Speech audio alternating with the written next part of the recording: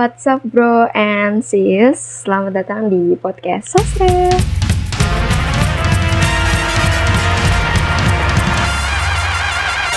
Kenapa sastra? Karena gue salsa dan gue lagi ngebahas sastra. Sebenarnya itu aja sih.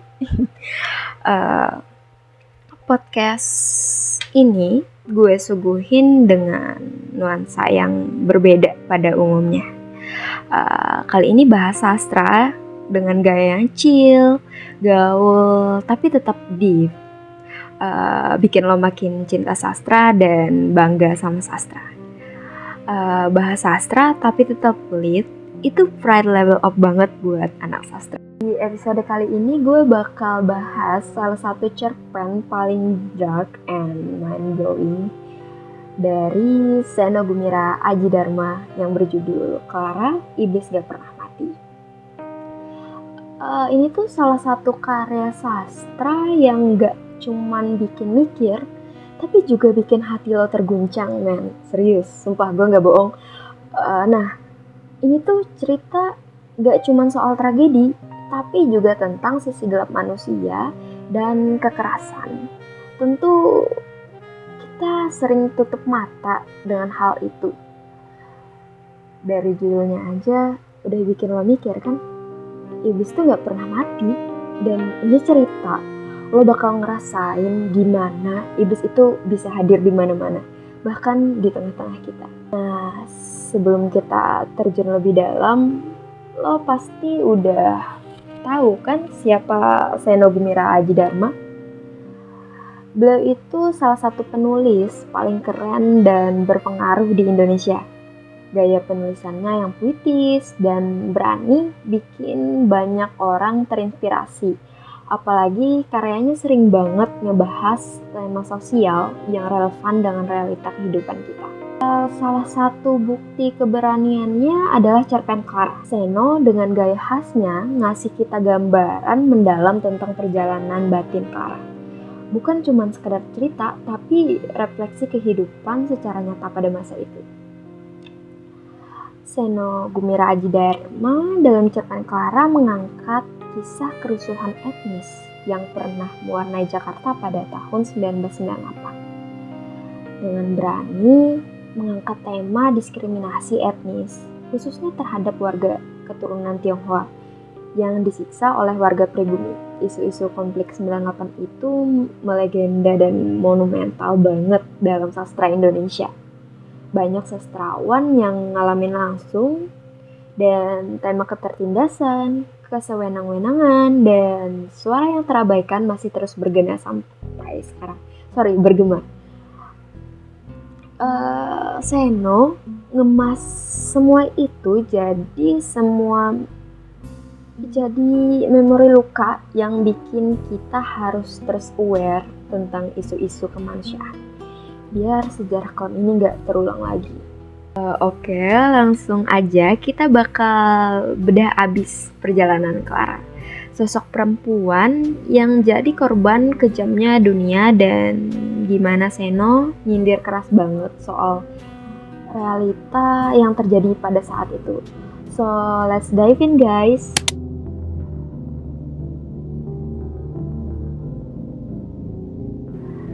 Barangkali aku seorang anjing, barangkali aku seorang babi. Tapi aku memakai seragam. Kau tidak akan pernah tahu siapa diriku sebenarnya. Di hadapanku duduk wanita itu. Rambutnya dicat merah, coklat sebetulnya. Tapi orang-orang menyebutnya merah. Padahal merah punya arti lain bagiku. Sudah bertahun-tahun aku dicekoki pikiran bahwa orang-orang merah adalah orang-orang yang berbahaya.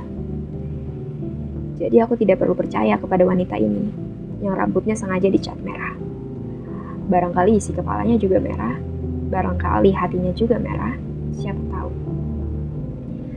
Aku tidak perlu percaya kepada kata-kata wanita ini, meski ceritanya sendiri dengan jujur kuakui lumayan mengharukan. Dia bercerita dengan bahasa yang tidak mungkin dimengerti, bukan karena bahasa Indonesianya kurang bagus, karena bahasa itu sangat dikuasainya, tapi karena apa yang dialami dan dirasakannya seolah-olah tidak terkalimatkan. Wajahnya yang cantik, syarat dengan luka batin yang tak terbayangkan. Aku hampir-hampir terharu, bahkan sebelum dia bercerita.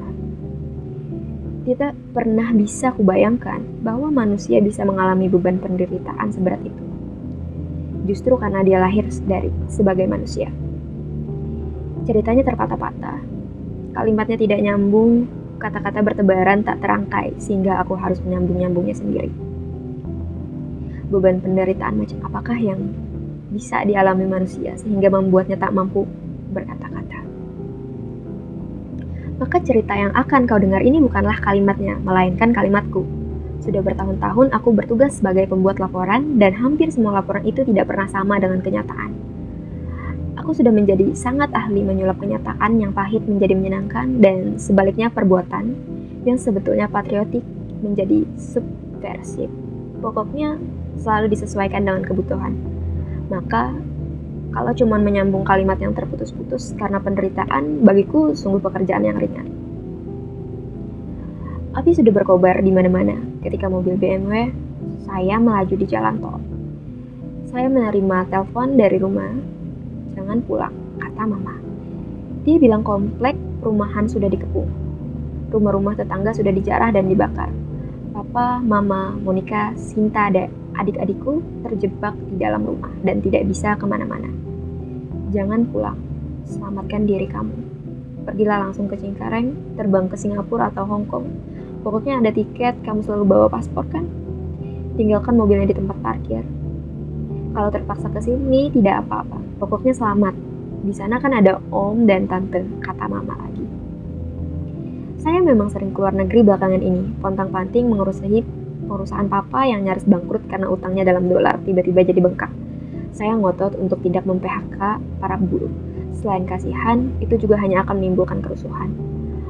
Papa marah-marah, kita tidak punya uang untuk membayar buruh. Selain produksi sudah berhenti, yang beli pun kagak ada. Sekarang ini para buruh hidup dari subsidi perusahaan patungan kita di luar negeri. Mereka pun mencak-mencak, profitnya dicomot. Sampai kapan mereka sudi membayar orang-orang yang praktis sudah tidak bekerja? Saya masih ngotot. Jadi papa putuskan, sayalah yang harus mengusahakan supaya profit perusahaan patungan kami di Hong Kong, Beijing, dan Macau diperbesar. Tetesannya lumayan untuk menghidupi para buruh. Meskipun produksi kami sudah berhenti, itulah sebabnya saya sering mondar-mandir ke luar negeri dan selalu ada paspor di tas saya. Tapi kenapa saya harus lari sekarang? Sementara keluarga saya terjebak seperti tikus di rumahnya sendiri. Saya melaju lewat jalan tol supaya cepat sampai di rumah. Saya memang mendengar banyak kerusuhan belakangan ini. Demonstrasi mahasiswa dibilang huru-hara, terus terang saya tidak tahu persis apa yang terjadi. Saya terlalu tenggelam dalam urusan bisnis. Koran cuman saya baca judulnya, itu pun maknanya tidak pernah jelas. Namun, setidaknya saya yakin, pasti bukan mahasiswa yang membakar dan menjarah komplek perumahan, perkotaan, dan mobil-mobil yang lewat. Bahkan bukan mahasiswa pun sebenarnya tidak ada urusan membakar-bakari rumah orang kalau tidak ada yang sengaja membakar-bakar. Saya tancap gas BMW melaju seperti terbang. Di kiri kanan jalan terlihat api menerangi malam. Jalan tol itu sepi, BMW terbang sampai 120 km per jam. Hanya dalam 10 menit saya akan segera tiba di rumah. Tapi di ujung itu saya lihat segerombolan orang sukar sekali menghentikan mobil. Apakah saya harus menabraknya? Pejalan kaki tidak dibenarkan berdiri di tengah jalan tol, tapi saya tidak ingin menabraknya. Saya menginjak rem tidak langsung karena mobil akan berguling-guling. Sedikit saya mengerem dan roda yang menggesek aspal semen itu mengeluarkan bunyi. Yang sering dianggap sebagai petanda betapa para pemilik mobil sangat jumawa. Setelah berhenti, saya lihat ada sekitar 25 orang, semuanya laki-laki. Buka jendela, kata seseorang. Saya buka jendela. Cina, Cina. Mereka berteriak seperti menemukan intan berlian. Belum sempat terpikir, kaca depan BMW itu sudah hancur karena gebukan. Aduh, benarkah sebegitu bencinya orang-orang ini kepada Cina? Saya memang keturunan Cina, tapi apa salah saya dengan lahir sebagai Cina? Saya orang Indonesia, kata saya dengan gemetar. Kap mobil digebruk. Seseorang menarik saya dengan kasar lewat jendela. Saya dilempar seperti karung dan terhempas di jalan tol. Sialan, mata lu sipit, begitu ngaku-ngaku orang Indonesia. Pipi saya menempel di permukaan bergurat jalan tol. Saya melihat kaki-kaki lusuh dan berdaki yang mengenakan sendal jepit. Sebagian tidak beralas kaki, hanya satu yang memakai sepatu. Kaki-kaki mereka berdaki dan penuh dengan lumpur yang sudah mengering. Berdiri, saya berdiri, hampir jatuh karena sepatu ulek saya yang tinggi. Saya melihat seseorang melongok ke dalam mobil membuka-buka laci dashboard, lantas mengambil tas saya.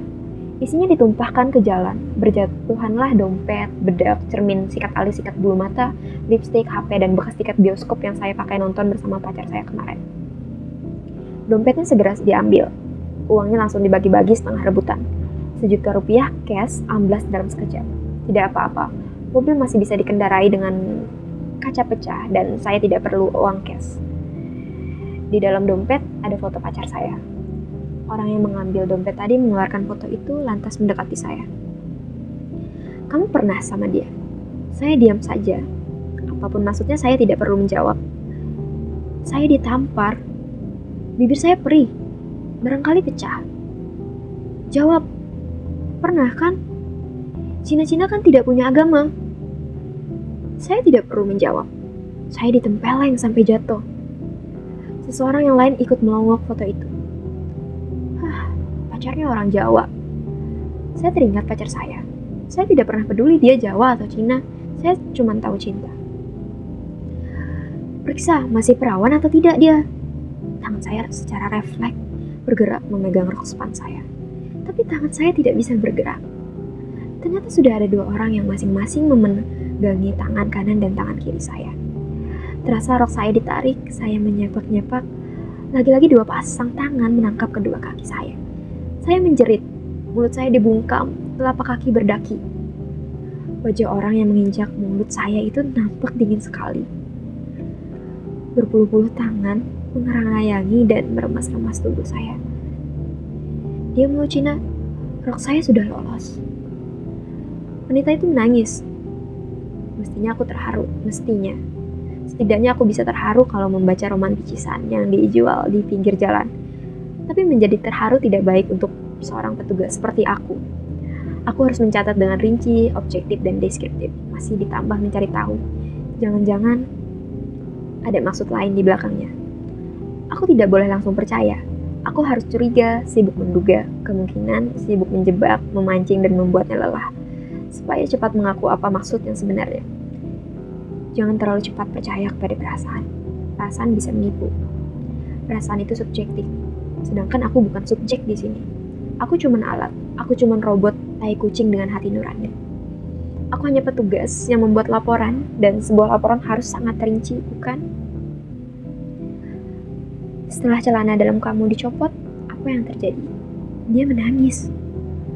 Tapi masih bercerita dengan terputus-putus.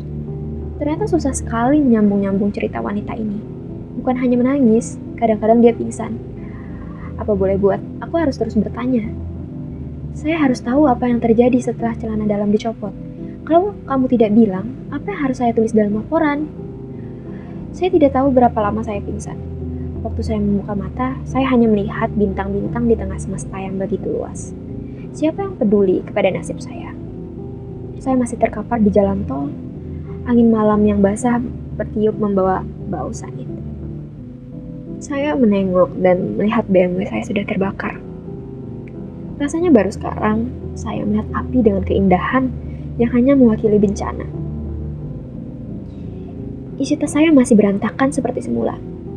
Saya melihat lampu HP saya berkedip-kedip cepat, tanda ada seseorang meninggalkan pesan.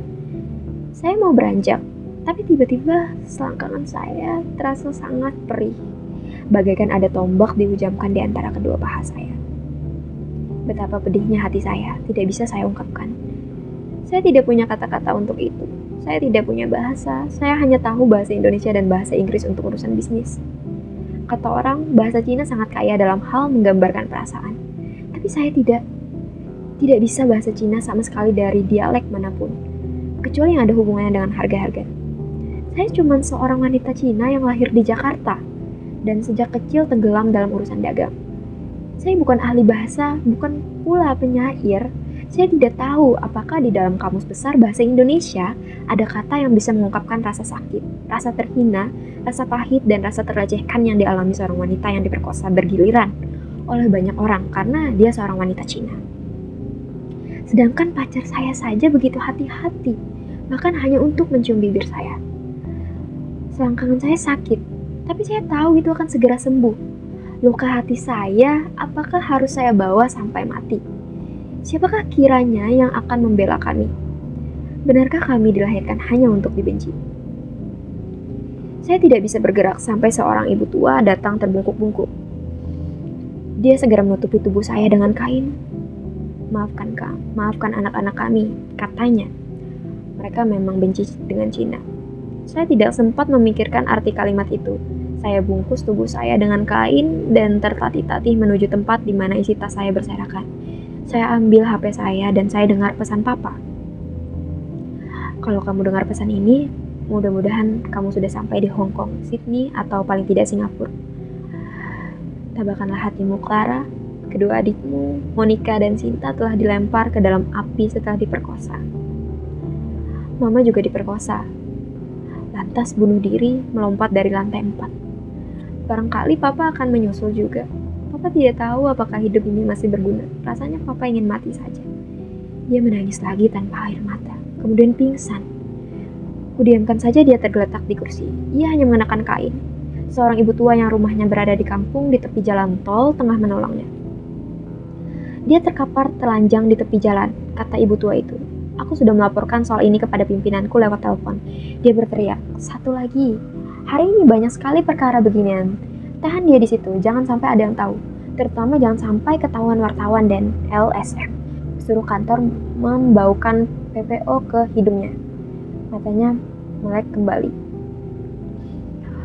Jadi kamu mau bilang kamu itu diperkosa? Dia menatapku. Padahal kamu bilang tadi kamu langsung pingsan. Setelah apa itu rok kamu dicopot? Dia menatapku dengan wajah tak percaya. Bagaimana bisa dibuktikan bahwa banyak orang memperkosa kamu? Kulihat di matanya suatu perasaan yang tidak mungkin dibahasakan. Bibirnya menganga. Memang pecah karena terpukul. Tapi itu bukan berarti wanita ini tidak menarik. Pastilah dia seorang wanita yang kaya. Mobilnya saja BMW, seorang wanita eksekutif. Aku juga ingin kaya, tapi meskipun sudah memeras dan menerima sogokan di sana-sini, tetap begini-begini saja. Dan tidak pernah bisa naik BMW. Aku memang punya sentimen kepada orang-orang kaya, apalagi kalau dia Cina. Aku benci sekali. Ya, kainnya melorot dan tampaklah bahunya yang putih. Jangan terlalu mudah menyebarkan isu diperkosa. Perkosaan itu paling sulit dibuktikan. Salah-salah kamu dianggap menyebarkan fitnah. Di matanya kemarahan terpancar sekejap. Bahwa dia punya nyali untuk bercerita memang menunjukkan dia wanita yang tegar. Saya mau pulang. Ia berdiri. Ia hanya mengenakan kain yang menggantung di bahu. Kain itu sepanjang. Tanggung kakinya yang begitu putih dan mulus. Tampak telanjang. Kamu tidur saja di situ. Di luar masih rusuh. Toko-toko dibakar dan banyak perempuan Cina diperkosa. Tidak, saya mau pulang. Siapa mau mengantar kamu dalam kerusuhan begini? Apa kamu mau pulang jalan kaki seperti itu? Sedangkan pos polisi saja di mana-mana dibakar. Dia diam saja. Tidur di situ, kutunjuk sebuah bangku panjang. Besok pagi kamu boleh pulang. Kulihat dia melangkah ke sana, ke dalam cahaya lampu. Lekuk tubuhnya nampak menerawang. Dia sungguh-sungguh cantik dan menarik, meskipun rambutnya dicat warna merah. Rasanya aku juga ingin memperkosanya. Sudah aku bilang tadi, barangkali aku seorang anjing, barangkali aku seorang babi, tapi aku mengenakan seragam. Kau tidak akan pernah tahu siapa diriku sebenarnya. Masalahnya, menurut ilmu hewan, katanya binatang pun tidak pernah memperkosa. Tentu saja tentang yang satu ini tidak perlu kulaporkan kepada pimpinan. Hanya kepadamu aku bisa bercerita dengan jujur. Tapi dengan catatan semua ini rahasia, jadi jangan bilang-bilang. Damn. Bro, cerpen Clara dari Senegumira ini emang salah satu karya yang paling berkesan dan yang paling gue suka. Meskipun gue udah baca 100 kali, sekali gue baca ulang, hati gue tetep aja remuk. Lo gak bakal bisa santai habis baca cerpen ini. Setiap detailnya tuh nusuk banget. Bayangin deh, tokoh Clara ini benar-benar dibentuk dari tragedi hidup yang kompleks banget. Mulai dari keluarganya yang dihabisi, rumahnya dibakar, ibunya, adik-adiknya diperkosa, dan Clara sendiri juga gak lepas dari penyiksaan brutal itu. Ini tuh bukan sekedar cerita horor biasa. Ini tuh refleksi dari realitas kelam yang banyak orang tutup mata soal itu. Dan lo tahu yang bikin tambah miris? Clara ke kantor polisi buat cari keadilan. Malah ditolak mentah-mentah. Citra buruk aparat tuh makin ditekan ketika polisi yang seharusnya nolongin malah gak simpati sama sekali. Malah Clara diinterogasi, disuruh buktiin, bahkan dicurigain hanya karena rambutnya merah. Nah, gue baca cerpen ini tuh pas rambut gue warna merah, serius. Mungkin di Jakarta rambut merah itu biasa ya. Tapi waktu gue perantauan ya, waktu itu gue balik ke kampung halaman gue, orang-orang ngeliat gue tuh beda banget. Mereka nganggap gue anak nakal hanya karena rambut gue warna merah. Padahal cuman rambut. Tapi itu kayak nyambung banget sama Clara. Dimana orang-orang ngejudge dia cuman dari tampilan luar. Dan itu real, man. Clara itu simbol dari dimana stereotip bisa ngerusak. Yang bikin cerpen ini tuh makin kuat, Seno pakai sudut pandang orang ketiga serba tahu. Jadi ceritanya dikisahin sama narator atau aparat lah, yang tahu segalanya. Tapi dia nggak masuk buat ngebenerin masalah. Narator cuman ngomentarin karakter Clara, tapi ya nggak bantuin dia. Nah, ini yang bikin ceritanya makin dalam. Aparat di dalam cerita itu tulis bahwa maka cerita yang akan kau dengar ini bukanlah kalimatnya, melainkan kalimatku. Kutipan ini muncul karena di cerpen tersebut menuliskan bahwa Clara bercerita dengan bahasa yang tidak mungkin dimengerti. Bukan karena bahasa Indonesianya kurang bagus, tapi karena apa yang dia alami dan dirasakan seolah-olah tidak terkalimatkan akibat luka batin yang mendalam. Lo kebayang gak sih luka mental yang bikin lo gak bisa ngomong dengan jelas? Terus ada satu lagi nih yang bikin geleng-geleng kepala. Gak cuman masyarakat sama aparat yang cuek dan gak peka sama Clara, tapi aparat di cerita ini malah punya dark humor yang benar-benar ngasih tahu. Keburukan aparat ini gak cuman di situ. Dia bahkan mikir buat ngejadiin Clara korban lagi. Ada adegan dimana polisi itu mikir begini, dia sungguh-sungguh cantik dan menarik. Meskipun rambutnya dicat warna merah, rasanya aku juga ingin memperkosanya. Sudah aku bilang tadi, barangkali aku seekor anjing, barangkali aku seorang babi, tapi aku mengenakan seragam. Ini gila sih. Seno benar-benar berani banget tunjukin sisi gelap dari orang-orang yang seharusnya melindungi. Bro, Clara ini tuh benar-benar kayak deep banget. Kayak gue udah 100 kali ya bilang kalau Clara ini deep banget. Lo tahu ada kalimat iblis tidak pernah mati di cerpen ini? Dan itu bukan cuman buat gaya-gayaan doang. Kalimat itu benar-benar ngegambarin konflik moral dan perjuangan batin Clara. Gimana dia harus menghadapi masa lalunya yang kelam dan semua tantangan hidup yang datang setelahnya. Makna iblis di sini tuh gak literal, tapi lebih ke iblis dalam diri manusia, dosa lah, kelemahan dan sisi gelap yang gak pernah benar-benar mati. They are always there, bro. We never know, mereka selalu ada dalam diri kita, dan lo gak pernah bisa benar-benar bebas dari itu. Cerpen Clara ini memang gak secara eksplisit nyebutin tahun kejadian, tapi kalau lo baca dengan seksama dari kejadian-kejadian yang ada, baik yang diutarain langsung atau gak langsung, dari sudut pandang tokohnya, lo bakal ngerti banget nih kalau ini jelas banget nyeritain kekacauan 98. Dan lo tahu kan angka 98 tuh jadi momen kelam banget buat Indonesia. Rezim Orba yang udah kayak di ujung tanduk penuh dengan kekacauan yang diibaratkan kayak neraka ya. Nah, Jadi kenapa sih kerusuhan itu bisa sampai terjadi? So, banyak banget faktornya. Mulai dari krisis ekonomi, Asia yang pecah di 1997 sampai 1998, kesenjangan sosial dan ekonomi yang makin lebar, ketidakpuasan publik sama Soeharto, ditambah provokasi politik yang bikin situasi makin gak stabil, dan diskriminasi dan stereotip terhadap etnis Tionghoa yang udah lama banget ngakar di masyarakat juga jadi pemicu yang gede banget. Mei 1998 di Jakarta benar-benar chaos abis. Kerusuhan ini diawali dari krisis finansial dan dipicu sama tragedi Trisakti, di mana 4 mahasiswa ditembak secara misterius waktu demo di tanggal 12 Mei. Itu jadi titik balik banget dan akhirnya bikin Soeharto turun dari jabatan, gantinya Habibie yang masuk jadi presiden. Tapi yang bikin ngeri di tengah-tengah kerusuhan itu ada sentimen anti-Cina yang muncul, dan lo tahu sentimen ini bukan tiba-tiba ada. Ini udah kayak long time brewing karena kecemburuan sosial yang udah lama banget dari zaman kolonial. Pas itu, masa nggak cuman demo buat nuntut reformasi, mereka malah beralih ke kerusuhan yang rasial banget.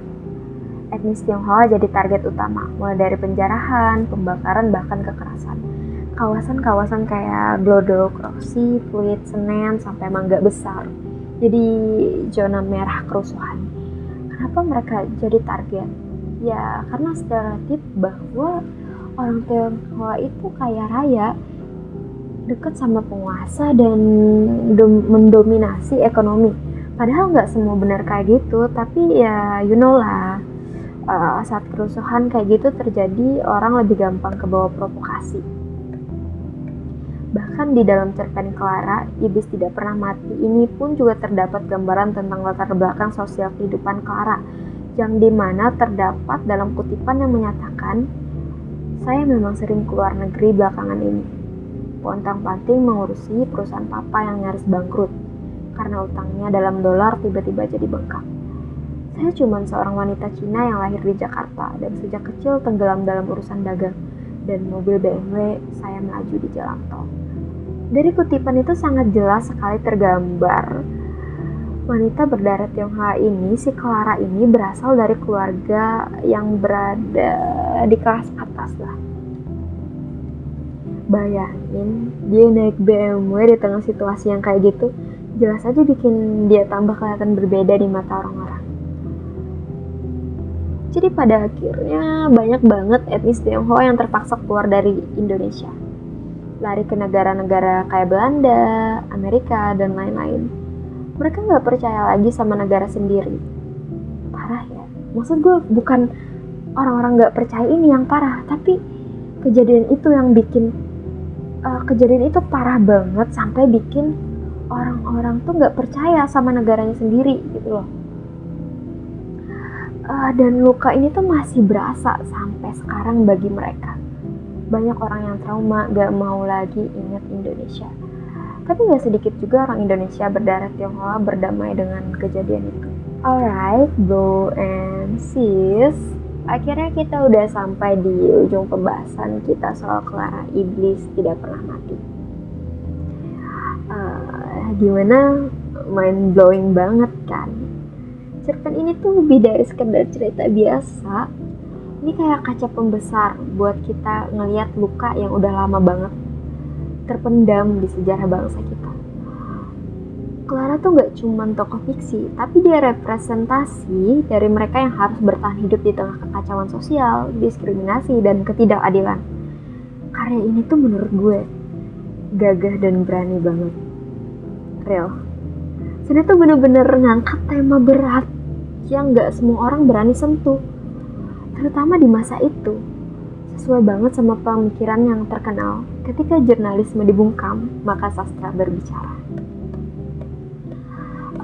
Kalau perhatiin nih, cerpen ini tuh benar-benar nunjukin gimana iblis, baik yang ada dalam sistem maupun yang ada di dalam diri manusia, itu gak pernah benar-benar mati. Konflik, ketamakan, kebencian, semuanya masih hidup dan terus ngikutin kita. Bahkan sampai sekarang jadi kutipan iblis tidak pernah mati itu gak main-main. Ini reminder buat kita bahwa perjuangan melawan ketidakadilan gak pernah selesai.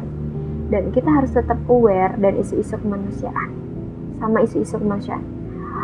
Apalagi yang berhubungan sama diskriminasi etnis dan kekerasan.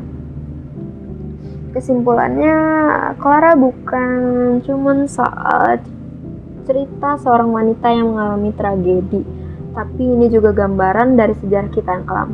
Dan jangan sampai kita ngelupain luka-luka itu, karena kalau kita lupa, kita bisa aja ngulangin kesalahan yang sama di masa depan. So, stay woke guys, dan terus jadi bagian dari perubahan. Anyways, thank you so much udah ngikutin obrolan kita sampai habis. Gue harap kalian bisa dapat insight baru soal cerpen Clara ini. Jangan lupa follow dan subscribe podcast ini buat obrolan seru lainnya. Sampai ketemu di episode selanjutnya. Karena gue Sastra, gue bangga. See you guys. Peace out, Sastra.